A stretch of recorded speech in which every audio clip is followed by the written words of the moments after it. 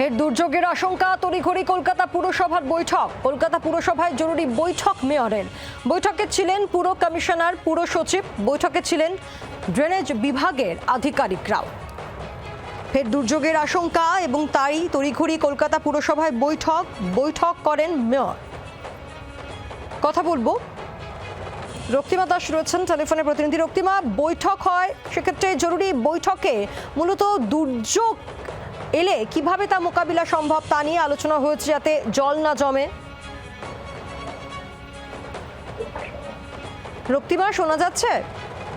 হ্যাঁ, দেখো, মেয়র ফিরহাদ হাকিম কিছুক্ষণ আগেই কিন্তু তিনি যারা পুরো আধিকারিকরা রয়েছেন তাদের নিয়ে বৈঠক করলেন এবং তিনি যেমনটা বলছেন, দেখো, কালকে যেহেতু একটা ভারী বৃষ্টির পূর্বাভাস রয়েছে, সেক্ষেত্রে মুখ্যমন্ত্রীর সঙ্গেও তার কথা হয়েছে এবং সেই অনুযায়ী যাতে প্যান্ডেলগুলোতে যে সিএসসি লাইন নেওয়া থাকে আলো জ্বালানোর জন্য, সেই সমস্ত লাইন যাতে ভারী বৃষ্টি হওয়ার সময় যাতে বন্ধ করে দেওয়া হয় এবং বাড়িতে অনেক সময় যে লাইন নেওয়া থাকে আলাদা করে পোল থেকে, সেই লাইনগুলো যেন ভারী বৃষ্টির সময় বন্ধ করে দেওয়া হয়, সেটা কিন্তু তিনি নাগরিকদের কাছে আবেদন জানাচ্ছেন এই মুহূর্তে। ধন্যবাদ তোমাকে রক্তিমা।